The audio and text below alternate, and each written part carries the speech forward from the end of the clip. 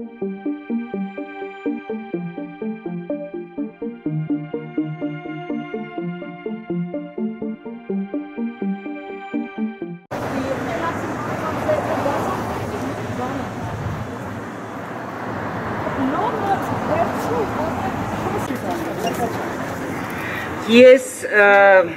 կարծում եմ, որ ներկաները շատ քիչ թվով այնուամենայնիվ ակնկալում էին, որ ես մի երկու բառ պիտի ասեմ եւ ես ասում եմ այդ երկու բառը։ Աշխարհասփյուռ հայություն, այդ թվում նաեւ Հայաստանի Հանրապետության տարածքի վրա ապրող հայեր։ Գենոցիդ եզրույթը ստեղծվել է բնութագրելու համար այդ ոճիրը ոչ թե որպես մասսայական սպանություններ, այլ որպես տեղահանում։ Այսօր արդեն 25 տարի շարունակ Հայաստանի Հանրապետության տարածքի վրա իրականացվում է ամենակատարյալ գենոցիդը, ցեղասպանությունը, որովհետև մարդիկ տեղահան են լինում, բնավեր են լինում։ Հայաստանի Հանրապետության իմ հայրենակիցներ, ձեզ եմ դիմում իմ խոսքը այս պահին Լոս Անջելեսից։ Շատ հաճախ Facebook-ում, որ մեզ համար արդեն հայրենիք է դարձել, ցավալիորեն, հանդիպում եմ գրառումների, որ Գլենդելում, էստեղ, այնտեղ եւ այլն, դուք լքել եք Հայաստանը, գնացել եք, դուք ինչ հայեր եք եւ այլն եւ այլն։ Ոչ սիրելիներս,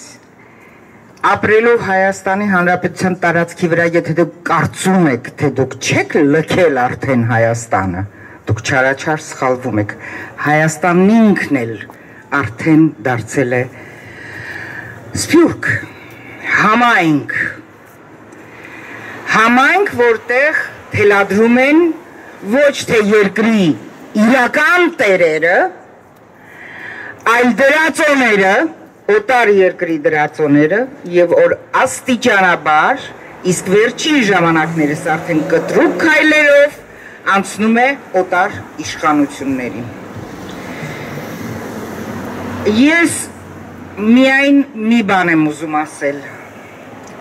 այդպիսի հարց դրված չի։ Դրված չի հարցը, թե Սասնա Ծռերը հերոսներ են, ապստամբներ են, թե ինչ է այդ ահաբեկիչներ։ Սասնա Ծռերին որակում տալ պետք չի, իրենք իրենց արարքով, իրենց որակել են արդեն, շատ բարձր որակով։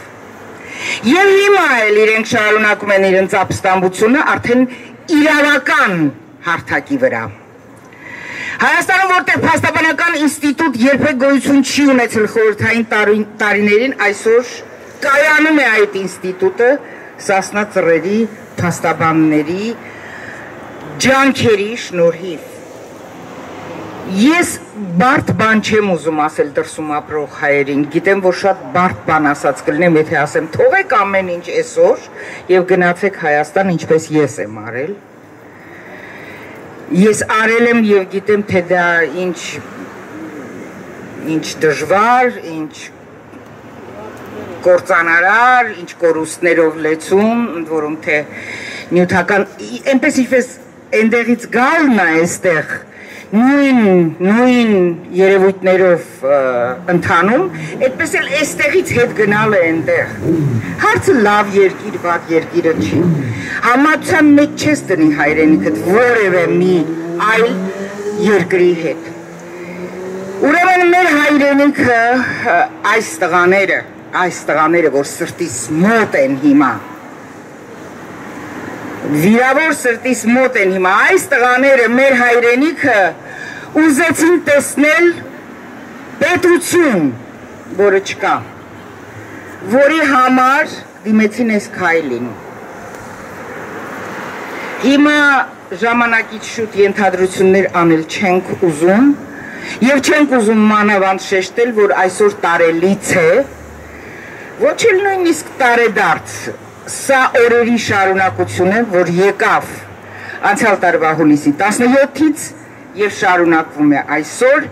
և կշարունակվի այնքան ժամանակ, մինչև կամ լիարժեք կկործնենք պետականությունը և կդառնանք, շատ կան այդպիսի օրինակներ, կամ ասորի, կամ գնչու, կամ լիարժեք կստեղծենք այդ պետականությունը, կամ լիարժեք կկործնենք, կամ լիարժեք կստեղծենք։ Եվ այս բառերը, որ դիմում եմ թե Հայաստանում ապրողներին, թե աշխարհասփյուռ հայությանը, թե այստեղ հարգելի ներկաներին, դիմում եմ նաև այս դարպասներից ներս ամեն առավոտ եկող մեր երկիրը ներկայացնողներին, որ իրենք վերջապես գիտակցեն, մենք այստեղ պահանջագիր ենք ներկայացրել և հետևում ենք դրան և պիտի հանդիպենք դեսպանի հետ։ Դեսպան չի, կարծեմ հյուպատոս է, կարծեմ հյուպատոս էլ չի, չգիտեմ ինչ է։ Մի խոսքով պիտի հանդիպենք այստեղ ներսում, սա և սրա նման շատ ու շատ շենքեր աշխարհի տարբեր երկրներում ու քաղաքներում, սրանք չեն ծառայում բուն նպատակին, սրանք դիվանագիտական կառույցներ չեն, սրանք նույն հանցագործ մարդու կամ հանցագործ այդ կլանի առևտրով զբաղվողներ են։ Վերջապես, եթե ապրիլի 24-ին կարելի է ով Լոս Անջելեսա հայություն, կարելի է կես միլիոնով, 200,000-ով դուրս գալ, մի բանի համար, որ տեղի է ունեցել 100 տարի առաջ, և այսօր դուրս չգալ, որ այսօր է տեղի ունենում, մեզ հուշում է մի բան, որ այդ նույն մարդաշատ